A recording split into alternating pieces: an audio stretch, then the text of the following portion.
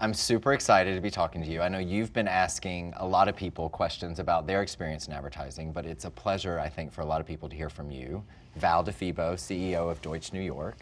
How did you get started in advertising? I think everyone wants to know that for someone that's been in it so long. The funny story about how I got my first job is I was, graduated from college, and my sister was about, 15 years old.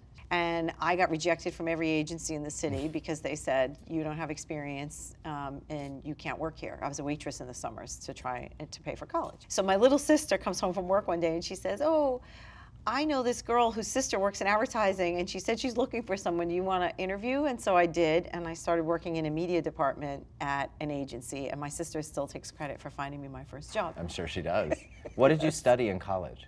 I was a psych major, and I studied a little bit of art history. I thought the combination of kind of an appreciation for the arts and trying to understand how people's brains work to change their minds about things or generate opinions about things would be an interesting mix, and that's what got me interested in advertising. Have you found that that study has kind of carried through now years and years later? I think that the art history always keeps me interested in kind of what's current and new, and I like to do that. But to me, the biggest thing that I learned in college and in my life was how to problem solve and how to think. And those are the things that serve me best today, or just being able to dissect a problem, think about multiple solutions, and then sort of logic my way through. That's what's really helped me more than what I studied in school. So 1984 to now, the industry has changed drastically. I feel like it's changed even since I've been in it. What has been the thing where you were like, I didn't see that coming, this was a huge shift? I started in media, and I always thought media was very limiting, which is why I moved out of media, went into account work, wanted to get more involved with the creative process, branding with the clients and all of that. And the way the business works now, it's all about the media, right? So it's all about where people see messages. And of course, the landscape has changed a lot, but the thinking process behind where people see things, how they see them, how you measure what they see is kind of what I learned a long time ago. I never saw that coming. I thought media was going to kind of go away. But it's really, now that it's really at the highlight of everything that we do, I find that really rewarding and interesting. What on a resume or in a person do you think differentiates or stands out to you when you're kind of interviewing candidates? I start every interview with, I'm going to put this piece of paper away and I want you to tell me your story. I listen for how they start their story. The things that they choose to highlight in the first 5 minutes of an interview are tell me who they are and what's important to them. So that for me is what differentiates candidates, and I think you can tell who's going to make a good fit in an agency. As people are studying different things in schools, if someone comes to you and says, what's that skill I need, or what do I need to translate to an agency, what would you say it is? So I'm interested in what people study and what they're interested in, because it tells me a little bit about them.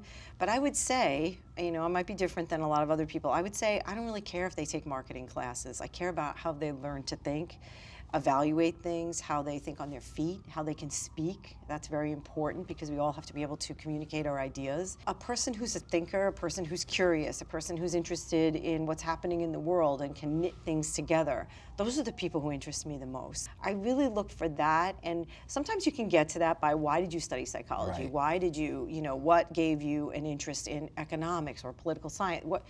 Why? But when people say, I studied business because I thought it would help me get a job, that question, that's like a toss away for me. Because it doesn't tell me anything about them except for that they wanted a job. And so we all want jobs, that's great. But I want to know what interests them, where their passion lies, and that's really, a lot of times that doesn't jump off a piece of paper. That's right. What would you say is the kind of the standout thing that people should know about Deutsch as they're entering the industry? One of the reasons that I've stayed here so long is because the agency and I have been able to reinvent along the way. And I think Donnie was known for that. It was always kind of what's next, what's next? And I feel like I've done that too. So that personal growth, I think, is available to everyone. And I think that's something that people should look for when they're looking for a place that they want to be, where the place they want to grow, a place they want to put their hats. The thing that's also different about Deutsch is we definitely have a culture or an attitude. I feel like we're very candid. we're upfront about what we think a problem is. And so I think when clients come to us and say, what do you think we should do differently? We're not shy. We don't say, everything you're doing is great. We tell them, this is what we think we would do differently. And I think some people like that and some people don't. We're not for everyone, but I think the people we're for are the people who feel like they need to have a voice, they want to have a voice, and they've done their homework to be able to back up that voice. Totally agree. I also think this has been a great place for people young and old to learn how to succeed, but also learn how to fail in certain ways and mess up, right? I think another thing people, when they watch this or when they think of you, they see a woman in leadership. How do you think, particularly now, but also in this industry, which was predominantly male-dominated for a while, I think we're starting to see that shift. How do you think the role for women has changed in the advertising industry? I think particularly now there's a wide open forum for women's voices to be heard. And so I think that's a good thing. I think that's been tough over the years. I still say that I can go into some meetings where I'm the only woman in the room. Yeah. And that's hard. It's hard to get heard. It's hard not to be interrupted, although it's a little hard to interrupt me because I don't really like that. But it's still tough. I would say now is the time, though. I think that there's a lot more flexibility, a lot more embracing of how women can impact the business. There certainly is data about women in leadership, and so I think that that's actually helpful because it can justify or give permission to some people to make decisions they wouldn't have made before because they might have been reticent. So I think that's a good thing.